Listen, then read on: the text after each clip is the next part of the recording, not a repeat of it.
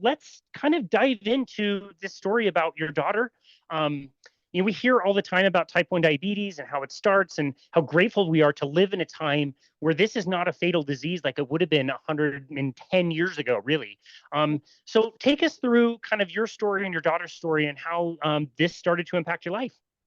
Sure. So November of 2021, it was Thanksgiving weekend. We were out at a restaurant and just noticed that my daughter, who was 13 at the time, was drinking a lot of water. And it was actually her 18-year-old sister came up to me and said, "Mom, Ruby's showing the signs of type 1 diabetes." She had my other daughter had had a good friend with it. And because of that, she had done a big paper for school. And anyway, the next day we got her checked out and found out she had type 1 diabetes. It just kind of, it really took us, it was a surprise. And then just the first few months, you just kind of, it's a bit of a haze. You just do your best. But we discovered a few months in that if we made some dietary changes and we discovered this Levemir insulin, and we really kind of got things under control. She's been a tennis player this whole time. She was before her diagnosis. She plays nearly every day in a practice or a match. And because of the type of management we were able to figure out, she's had very little disruption due to diabetes to her tennis playing and just being a teenager. So I'm not going to say it's easy. It's been a challenge, but I'm proud of her. She's doing great. And that's kind of our journey. Wow.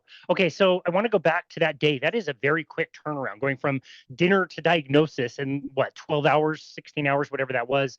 Exactly. In hindsight, were there other warning signs that you now look back and say, like, oh, okay, she was losing weight, she was urinating frequently, any of those things that we hear about type 1 diabetes, or is it really just that instantaneous? No, absolutely. So that was in November, and I looked back at that previous summer, starting in July, that she had been losing weight. She actually lost about 20 pounds, which is a lot as a 13-year-old. And I noticed even her tennis coach was saying, "What's up?" We thought she was just kind of stretching out.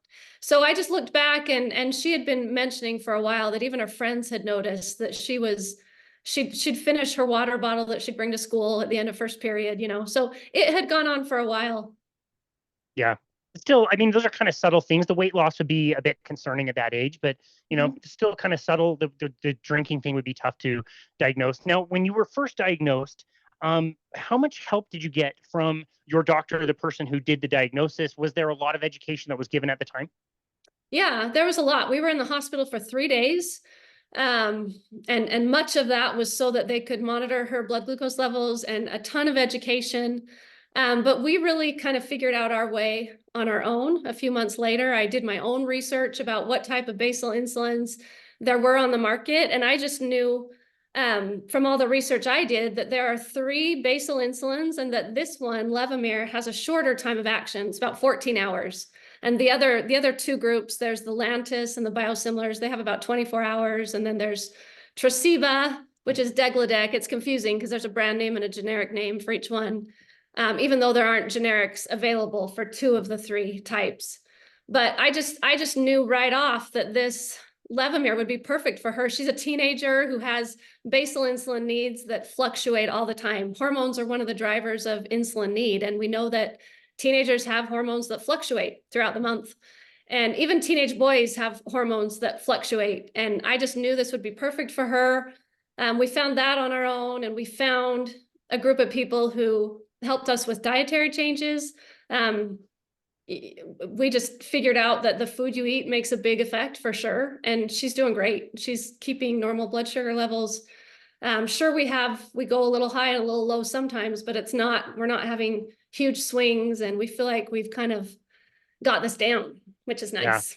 Yeah, that's really nice. I'm so encouraged that you were able to get some really good information in the hospital, that they kept her for that long, and you felt like you at least had somewhat of a handle on it. I know you said it was kind of a haze the first few months, but it's cool that you at least got some education there. Was there any education on diet in specific, or is it just basically like you need to eat, the same foods that other kids are eating at the time, which then you need to cover off with insulin? Like, did they give you any dietary type of education while you were there?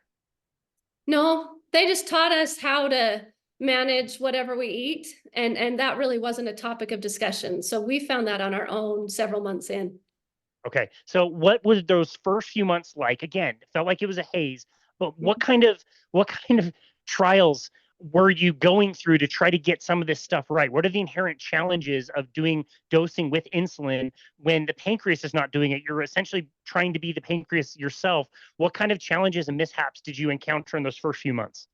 It's super challenging because I think of myself as a pretty bright person. I was pretty good at math, but you have to be this mathematician. The way they taught us, you're counting the carbs and the ounces and dividing, and I would spend so much time, deciding, okay, you've got this meal, this is how many carbs.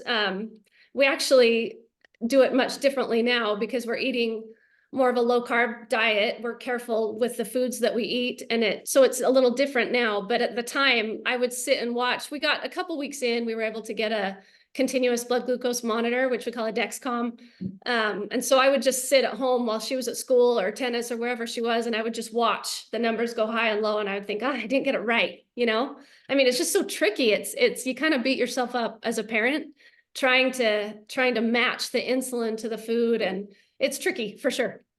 Wow. Okay. I just also noticed before getting on this call that you and I have a mutual friend in R.D. Dykman, whose son went through something very, very similar. He describes a very similar type of thing where this guy is not stupid. He's pretty smart. He's an engineer. And it's this equation that he would always think he had sorted out. And it would remind him every single day that, no, you do not have this sorted out. What a challenge that would be. Mhm. Right. Wow. Exactly. Yep. Yeah. Okay. So when did you start to learn that there were other people like him that were doing this in a different way, that were addressing dietary concerns? It was about 3 or 4 months in. I was looking around online, watching, who's getting good blood glucose results, who's not. And I was kind of realizing that diet absolutely is a factor. And so I was able to connect with some of these people and actually meet a bunch of them in person who are able to, a lot of them are athletes who are able to get these good blood glucose results. And a lot of it was on social media. It's crazy. I was not big on social media before all this, but it's taught me a ton. But it's not just that. I've met a lot of these people in person, and we share recipes and ideas, and this works better than this, and this is what works on game days and practice days. And it's ideal. Examples like it's ideal for us to eat, a couple hours before and not be eating right before. We don't like to have fast acting insulin on board, things like that. So you really do learn the method pretty cool. We did. Yeah, well, that's fantastic. Was Type-1 Grit also R.D. Dykman's kind of doing? Was that one of the groups that you were following? Yeah. Yep. Super helpful. Yeah, Yep. it sounds like that kind of community. It's not only, one person sharing information, but the whole group, case studies, and we tried this. That whole thing seems like that would be very, very helpful and feel very supportive in a community that there's other kids out there that are choosing to do this. The story that you hear so often is like, well, kids are not going to want to be on a different diet than their friends. They're not going to want to be on a different diet than their family. What have you noticed as far as willingness to comply to a lower carbohydrate type diet? For my daughter, Yeah. or just in general. So we just went all in as a family. We changed what's in our house, and we've all become healthier. So she's the youngest. My other two are out of the house, but they know this is just kind of the way we do things here, and it's not, and her friends know, and it makes things a lot easier for us for sure. Wow, that's really savage. All of you just changed. No pushback from anybody else? I mean, I wouldn't say it's a piece of cake. It takes, but we make, we eat great food. I make a great ice cream birthday cake for her birthdays. We like Rebel ice cream. We like lasagna that we make with egg life wraps, and we make tacos, and but we use cheese shells. We kind of have it down, and she's healthy and we're all healthy, and it works for us. A big platform of mine as I'm working on this insulin is that there are different ways to manage diabetes, and I definitely have a way that works great for us. But I just think, people ought to be able to feel free about managing it their own way. Yeah, I love that. What about when she is not in the home? Do you worry that, like, while she's at school or at a friend's house or all those things you hear about, is that much of a concern for you? It's not, we have good communication, and we just figure it out. It's not a big deal. I love it. That's great. Okay, so I am curious about this now. You said your whole family kind of adopted this and you just switched over, didn't make a big deal out of it. Seems like it was very simple. The diet sounds really good to me, all the stuff I would normally eat as well. What things surprised you as far as health improvements? You mentioned that pretty much everybody noticed that their health improved. A common one that people say is they lose weight or lose fat, but there's so many other side benefits that come along. What were some of the things you and the rest of your family noticed by switching over to this way of eating? We've all bought new clothes because we've lost weight. Good problem. So new wardrobes. I mean, it's not, I just feel like we're healthier. That's just the biggest thing. Yeah, nice, better energy, less Absolutely. fatigue, mental Yep. clarity, all that kind of stuff, Oh, mood regulation. for That's sure. great. That's great. And is it to the point where it's also self-motivating for your daughter that she can just stay on this pretty easily? And those other things like a neighbor's house or school are not that tempting for her to go off? Yeah, I just don't, she doesn't feel at first she would take her own stuff, if we were going where they had ice cream sundaes, we'd bring our ice cream, but now it's not a big deal to her. She doesn't feel, I mean, it's just different today. Everybody's got a food thing, right? She's got a buddy who's a vegetarian or a buddy who's doesn't want to eat fish. It's not, I don't think kids see it as much different, really. Yeah, well, that's great. That's really encouraging to hear that. Did you get any pushback from the medical community, or were they just happy about where her numbers were? Um, I mean, so we don't talk about that part of it much. I just find that it's easier to just, I mean, because it's typical, when someone doesn't have type 1 diabetes and they go to the doctor, they don't usually talk about what you're eating. So it just hasn't really been a point of conversation for us. Were they impressed that her numbers were better and that she was dosing, hopefully way less insulin than other kids that they were, diagnosing and working with? Or just Yeah. not really a thing? They were. Our physician now is absolutely, yeah. Okay. Yeah. Okay. That's really encouraging. So we've had this explained at many like kind of deep levels, but let's just say you're at one of your daughter's tennis matches and another parent is talking to you about why, maybe a diagnosis of their child having type 1 diabetes. How would you explain it to somebody who maybe might not know much about the disease, why it is that a lower carbohydrate diet can help manage type 1 diabetes? Like, what would you want somebody to know about that? I would say, with type 1 diabetes, there are very few foods that are free. I mean, the only food really that's free for us is maybe diet soda or maybe cucumbers or pickles. That's it. Like, I mean, meat, even vegetables require some insulin. So to me, bottom line, if you're eating foods that you're not having to dose that much for, like, we eat a lot of whole foods, we eat protein, and we eat a lot of vegetables. But we don't eat starches and sugars, and it just makes it so much easier and that everything with our lives is about making things easier so she can be an athlete, so she can do her thing on her own and not have to worry about it. If we're dealing with higher carb counts and foods that need more insulin, it adds a layer of difficulty. Yeah, yeah. I like the idea of the law of like smaller numbers. If you can get things a little bit more in control as far as the carbohydrate intake, you're not dealing with the huge waves and crashes and trying to manage between those two. That sounds like an absolute nightmare. And so if you can just mellow out that curve, it seems way easier to manage.